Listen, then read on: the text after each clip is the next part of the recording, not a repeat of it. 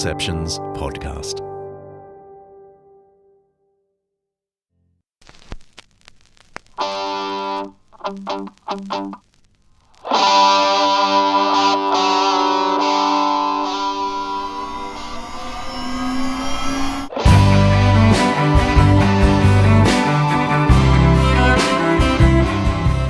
Hey, John Dixon here. We're working hard preparing season 13 of Undeceptions. In the meantime, I wanted to share with you a great conversation I had with Professor John Walton.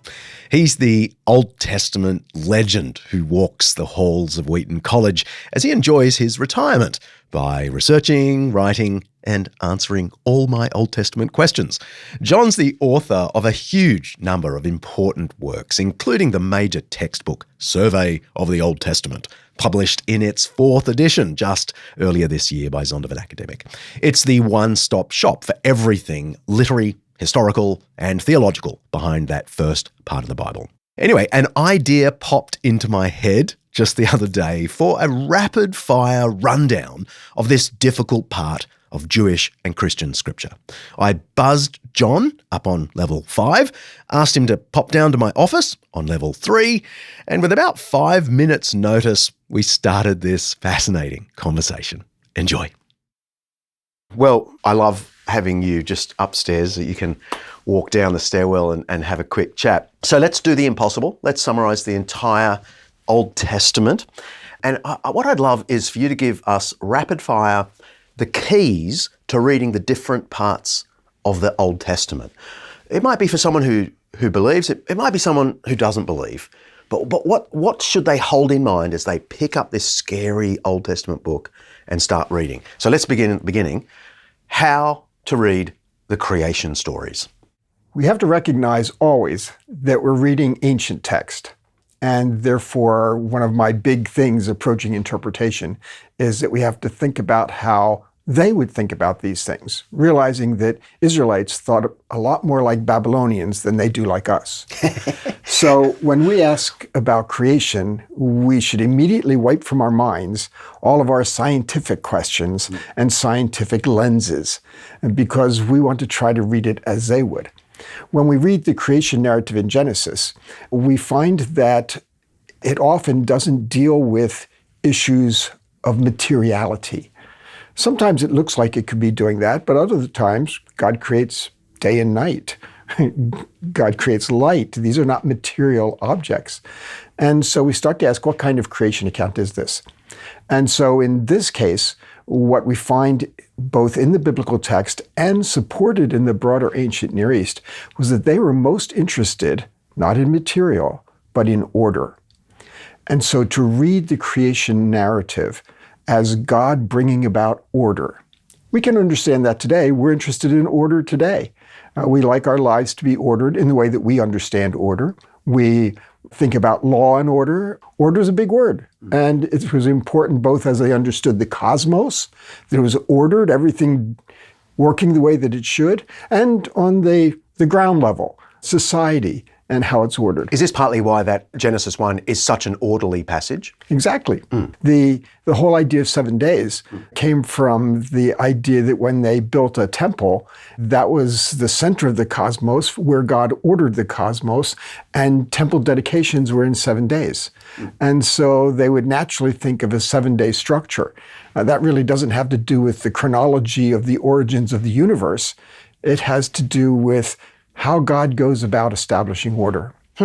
Okay, so the creation is like a temple. It's like divine space, as it were, and we're to live in it. Right. With that sense of sanctity. And God is the one who brings order to it. In the beginning, God created the heavens and the earth. Now the earth was formless and empty. Darkness was over the surface of the deep, and the Spirit of God was hovering over the waters. And God said, "Let there be light." And there was light. God saw that the light was good, and he separated the light from the darkness. God called the light day, and the darkness he called night. And there was evening and there was morning, the first day. And God said, "Let there be a vault between the waters to separate water from water." So God made the vault and separated the water under the vault from the water above it, and it was so. God called the vault sky, and there was evening, and there was morning, the second day. Genesis chapter 1. Okay, so let's move forward. A huge part of that early part of the Bible is what they call the patriarchal narratives. It just follows a family. And, it's got to be more than a soap opera. So what's happening in those patriarchal narratives? Well, the core, at the foundation of the patriarchal narratives, you have the concept of covenant. And that comes into play. We have to see how that works out. Because in Genesis 1 through 11, after it talks about how God established order, then it has 10 chapters of people seeking order. How is order to be found? Is it found in being like God? Is it found in agriculture? Is it found in civilization? Is it found in community? Is it found in city building? Where is order to be found? And you get to the end of Genesis 1 through 11, and it dumps you into these ancestor stories in Genesis 12, which opens with the covenant. And the covenant is the contrast. The covenant is, here is where you will find order. So those ancestral narratives are not really about the ancestors. They're about the covenant. And as God forms a covenant, he forms a relationship, which a covenant is. And eventually that's going to lead to his presence, but that's not till Exodus. And so we have, again, order being a main theme. Now, how does God bring order to the human world? In contrast, all the ways that people in the ancient world, and lots of us, would think about where order is found. The Lord had said to Abram, "Go from your country, your people, and your father's household to the land I will show you. I will make you into a great nation, and I will bless you. I will make your name great, and you will be a blessing. I will bless those who bless you, and whoever curses you I will curse, and all peoples on earth will be blessed through you." Genesis chapter 12. The end of the patriarchal narrative is pretty disordered, isn't it? So you've got Abraham, and he has Isaac, and then Jacob has the 12 sons, and Joseph has the technicolor coat and all that. But eventually, at the end of it, it's pretty depressing. They're all in Egypt. That's not where they were meant to be. They were meant to be in some beautiful land, but there they are in Egypt. Tell us about the Egyptian slavery period and Exodus. Again, we find here that there's a long waiting period. The order that God was going to bring was through a family, through land, and through being a blessing. And you're right, you get to the end of Genesis and it looks like we're kind of 0 for 3 here. Now we have a family, so we're 1 for 3. 70. Yes. So we have that aspect, but God's still working toward the end goal of establishing order. But God's plans are long term. And so eventually, of course, he brings them out in the Exodus, what we call the Exodus, and out of their slavery. Again, now we're moving toward order, God bringing order for his people, Israel, in light of the covenant. And so the Exodus is God's next step in that big program. All of this is helping us to see how God is working out his plans and purposes. We are observers. And we're observers kind of on the landscape of history to see how God is working out his plans and purposes to bring order for his people. And that's to help us to get to know God and his story better. Moses answered the people, "Do not be afraid. Stand firm, and you will see the deliverance the Lord will bring you today. The Egyptians you see today, you will never see again. The Lord will fight for you. You need only to be still." Then the Lord said to Moses, "Why are you crying out to me? Tell the Israelites to move on. Raise your staff and stretch out your hand over the sea to divide the water so that the Israelites can go through the sea on dry ground. I will harden the hearts of the Egyptians so that they will go in after them, and I will gain glory through Pharaoh and all his army, through his chariots and his horsemen. The Egyptians will know that I am Lord when I gain glory through Pharaoh, his chariots, and his horsemen." Exodus chapter 14. Okay, so they get out of Egyptian slavery, and then they're given a law, 10 Commandments and all that. And I suppose you're going to tell me it's more order. Boy, You're It's law catching and order. on. You're catching on. There's a good reason why you have a podcast. So Torah is the word we translate law. And that really is misleading to us because, again, in our modern world, through our modern lenses, we think of law with legislation and legislative bodies and rows of books and court cases. And that's how we tend to think of it. In the ancient world, they don't have any of those things. None of those things constitute kind of how society works. So for them, law is customary law, and the main fabric of it is wisdom. And so the Torah is God giving Israel wisdom of how to bring about order in their society. It's not an ideal order. There is no ideal order when humans are involved, but this is an order in the ancient world, in their covenant relationship. And so God is helping them to understand how to bring about order. So it assumes things like slavery and monarchy and certain gender roles, things that are not familiar to us and are not comfortable for us. But it's not saying this is for everybody. It's saying this is how Israel in its world, in its context, can bring about order in ways that it will be recognized by the peoples around them because they are a light to the nations. I mean, that is one of the things that is stated, that surrounding nations will look on Israel and think, how marvelous those laws are. Exactly. And again, to think of it not in terms of law, but order. We talk about law and order, right? How wise those people are. Maybe that's what I should say. Exactly. Law is just a wisdom means for achieving order. Yeah, okay. And then there's more disorder because after they get the law and they wander around the desert for 40 years, they go and take someone else's land. Now, that isn't very orderly. Indeed. How do I read the conquest? But you shall utterly destroy them, the Hittite, and the Amorite, and the Canaanite, and the Perizzite, and the Hivite, and the Jebusite, just as the Lord your God has commanded you, lest they teach you to do according to all their abominations, which they have done for their gods, and you sin against the Lord your God. Deuteronomy chapter 20. Well, it's tricky because there's some of the key words that are difficult to translate. So lots of times we read in our Bibles about utterly destroy, annihilate, things of that sort. But the term that's being translated there doesn't really mean that. Sometimes it's translated put under the ban, which actually gets closer but is meaningless to us. Basically, when something is treated in this way, it's eliminated from human use. And that's why God tells the Israelites, you can't marry them, you can't enslave them. They are eliminated from human use. And when God talks about it, he says, you need to drive them out. Driving out is not a punitive action.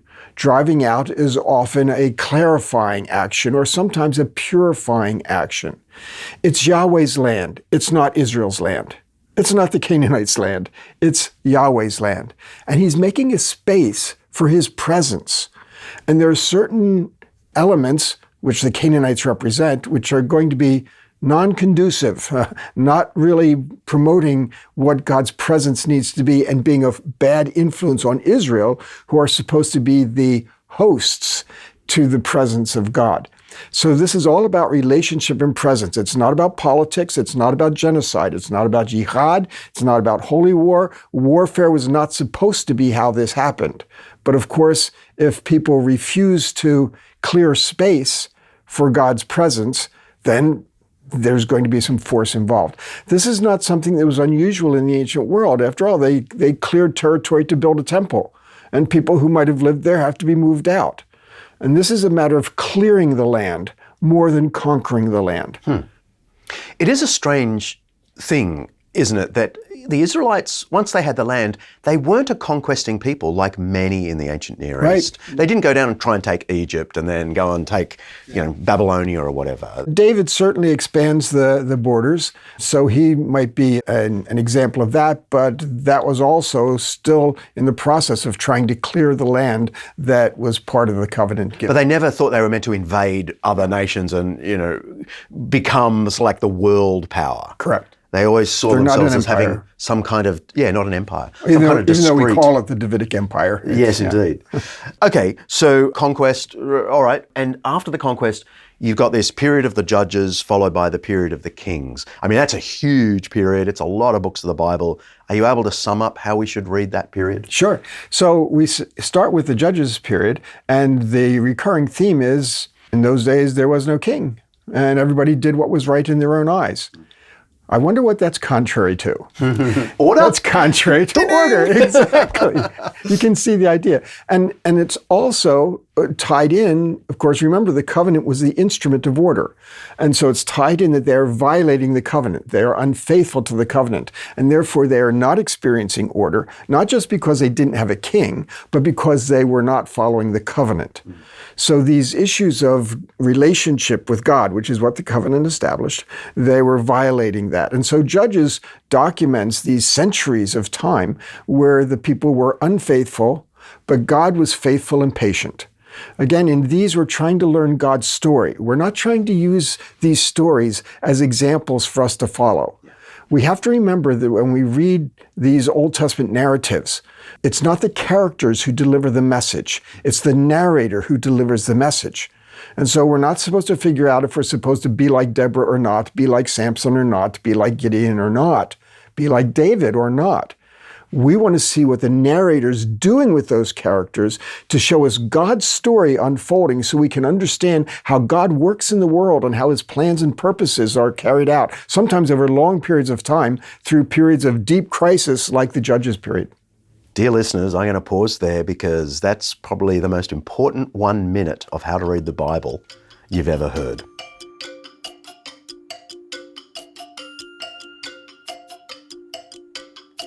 Okay, 10 seconds anyway.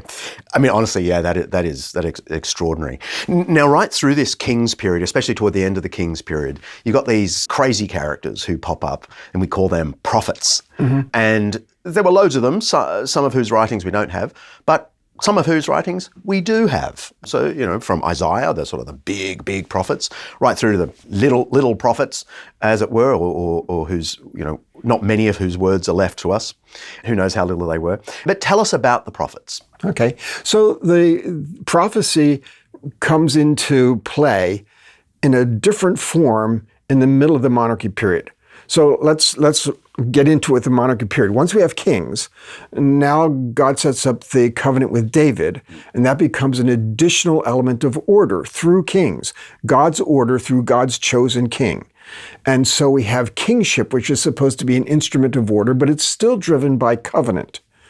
And we find then the prophets begin as advisors to the king. We have people like Nathan, who advised David, Samuel. We have Elijah, Elisha, who are not appreciated advisors, but advisors nonetheless.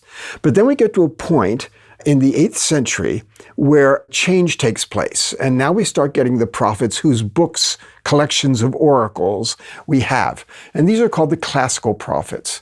And these classical prophets are still talking about an ideal future Davidic king, because that's not what they've been experiencing. Mm-hmm.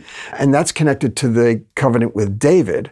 But for the most part, they are champions of the covenant, God's covenant with Israel. So when they give indictment, here's what you're doing wrong, which they do a lot. Here's what you're doing wrong. That has to do with the covenant.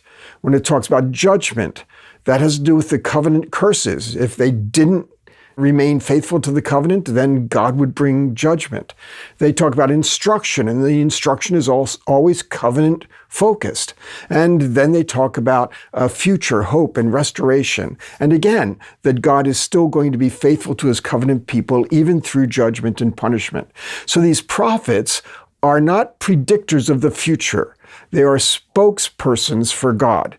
They are giving messages from God to try to bring the people to respond and become faithful to the covenant again, so that God can carry out his plans and purposes. So they're guardians of the covenant, they're champions of the covenant, they're proclaimers of God's plans and purposes, past, present, future. And we make a mistake if we think of them as, predictors of the future. Yeah. One of their biggest warnings was that Israel in the north would be exiled, Judah in the south would be exiled, and this indeed happened in the 720s in the north and the 580s BC in the south. The Lord said to me, "From the north disaster will be poured out on all who live in the land. I am about to summon all the peoples of the northern kingdoms, declares the Lord. Their kings will come and set up their thrones in the entrance of the gates of Jerusalem. They will come against all her surrounding walls and against all the towns of Judah. I will pronounce my judgments on my people because of their wickedness in forsaking me, in burning incense to other gods, and in worshipping what their hands have made." Jeremiah chapter 1. What was the meaning of this so-called exile? Well, again, the exile, unlike the Canaanites who were driven from the land, that was not punitive. Israel being taken from the land was punitive. It says this is God's judgment on them. And the prophets explain that this is for purification. And so that's what it's looking at. They realize that the land that God gave them, again, it is Yahweh's land, and if they fail to honor him in his land, they're going to be removed. Okay, so there's a huge part of the Old Testament that seems not to fit, but of course you're going to show us how to read it so that it does, and it's the so-called wisdom literature. Tell us what those books in the wisdom literature are, and then how to read them. Okay, so the ones most commonly recognized as wisdom literature are Proverbs, Ecclesiastes, and Job. There are wisdom psalms as well, and so we can't rule that out, although not all psalms are wisdom psalms. And then we usually include in that group the Song of Songs, which is interesting and a very different sort of book, but which I believe also is intended to be a wisdom book. That is, these love poems are being used to give a wisdom message, which you get at the end of the book, of how powerful love is and can influence us to bring disorder when it's misunderstood or misused. But at any rate, the wisdom books are giving us a pathway to order, because wisdom, by definition, is a pathway to order. And with Proverbs, of course, it's wisdom with regard to society. You know, how you live, how you make choices, how you speak to one another, how relationships take place, all trying to help us understand a better pathway to order. And of course, the beginning of wisdom is the fear of the Lord.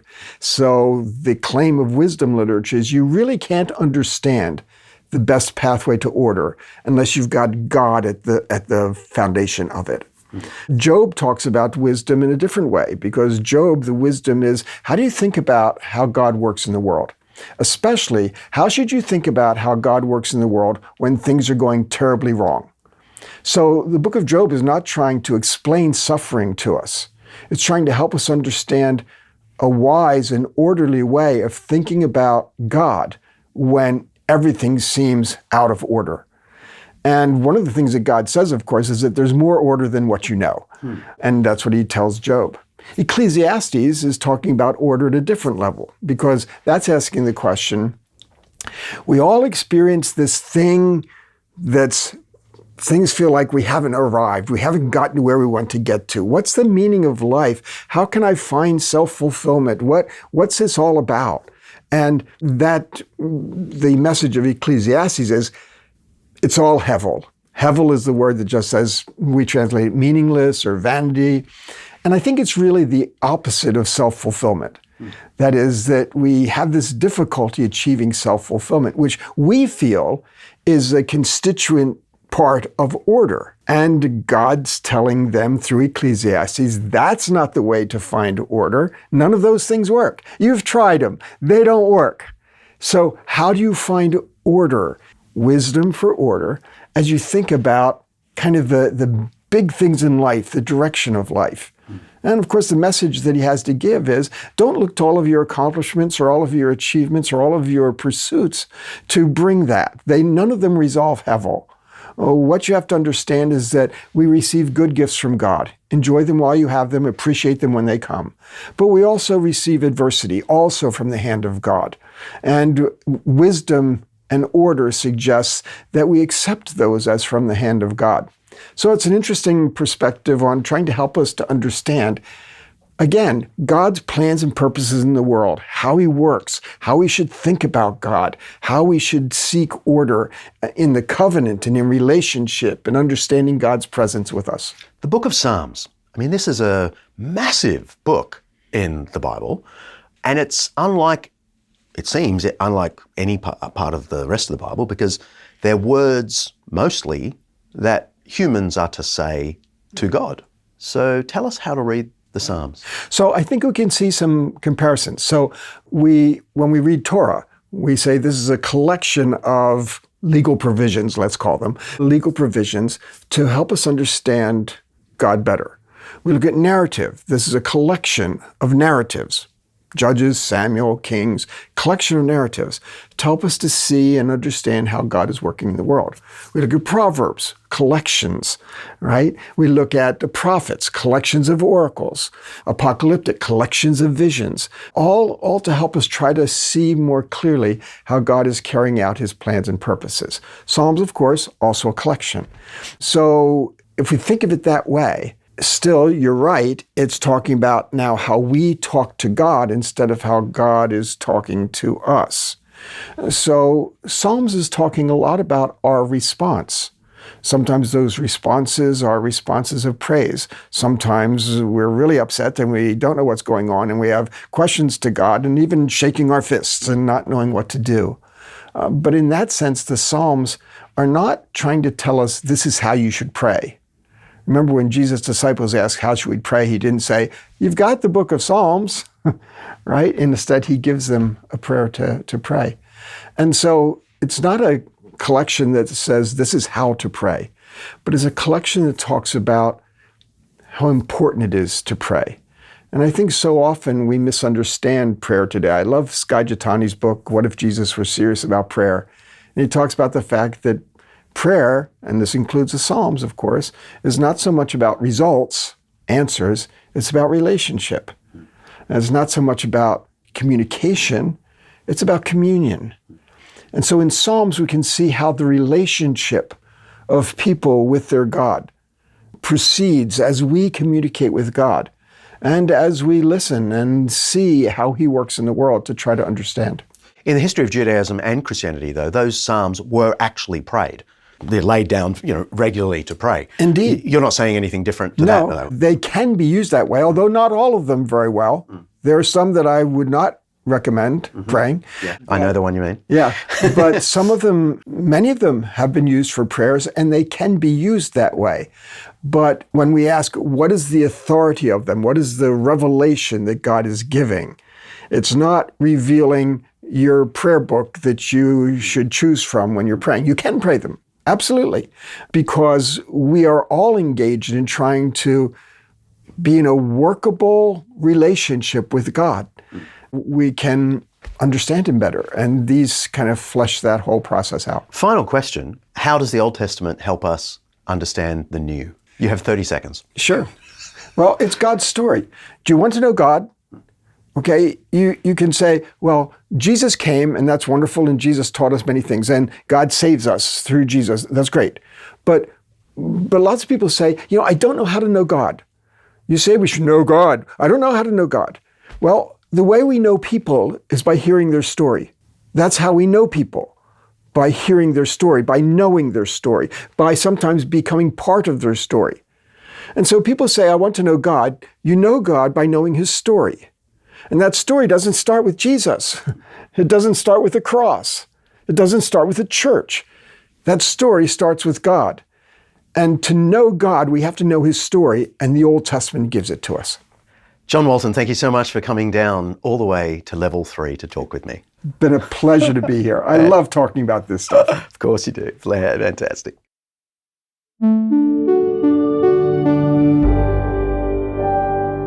An Undeceptions podcast.